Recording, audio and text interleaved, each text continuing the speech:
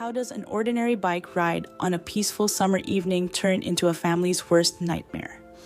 For Sierah Joughin, a 20-year-old college student with dreams and a bright future, it was a journey that ended in unthinkable tragedy. On July 19, 2016, Sierra disappeared without a trace while riding home after visiting her boyfriend. Her sudden vanishing shocked her tight-knit Ohio community and set off a frantic search involving hundreds of volunteers. But what investigators uncovered was far more chilling than anyone could have imagined.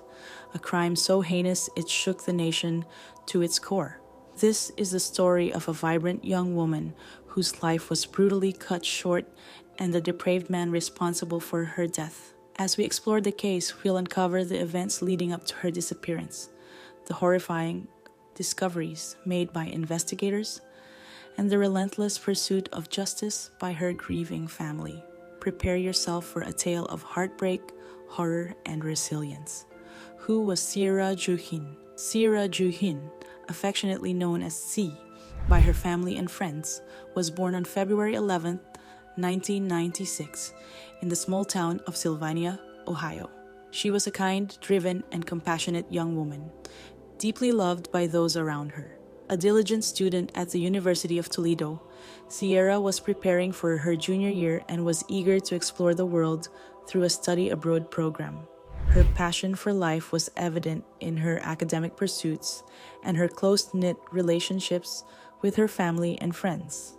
Sierra's mother, Sheila Vakulik, described her as someone who was always ready to lend a helping hand. She cared so much about people, her mother shared in interviews. Sierra's upbringing in a peaceful and supportive community made her disappearance all the more shocking. It was a place where parents felt safe letting their children roam freely, a belief that was shattered forever by the events of that fateful summer. The disappearance, July 19, 2016, began as an ordinary summer day for Sierah Joughin, a 20-year-old college student with a bright future ahead. She spent the afternoon with her boyfriend, Josh Kolasinski, enjoying the warmth of a carefree Ohio evening. As the day wound down, Sierra decided to ride her bicycle home, a routine that had always been safe in her small, tight-knit community.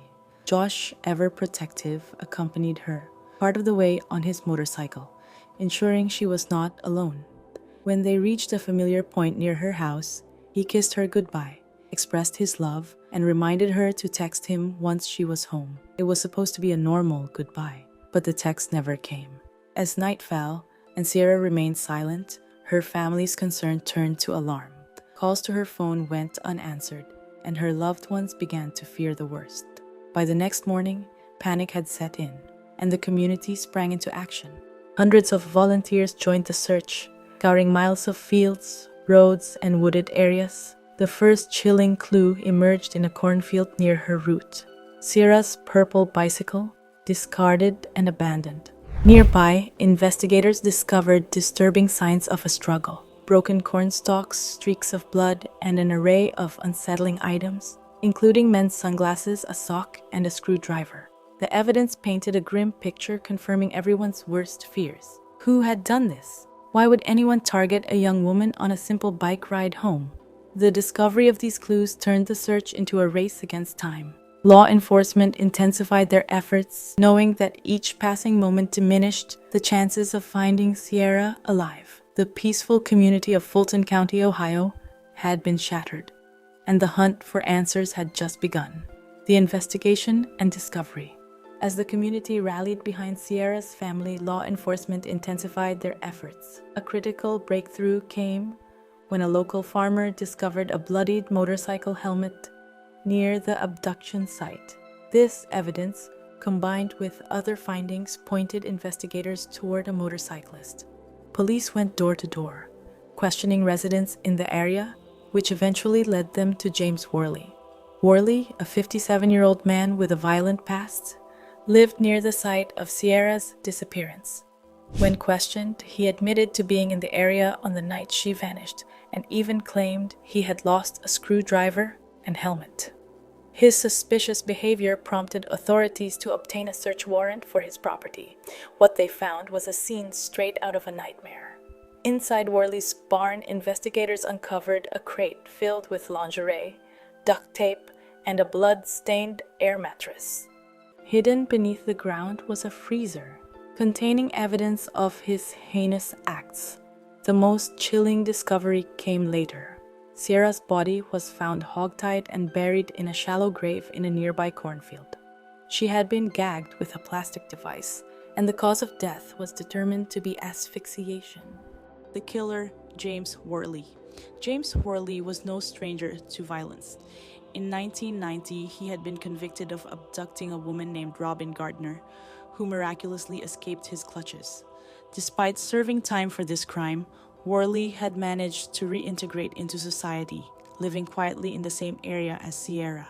His past behavior and the evidence found at his property painted a grim picture of a man who had escalated from attempted abduction to cold-blooded murder.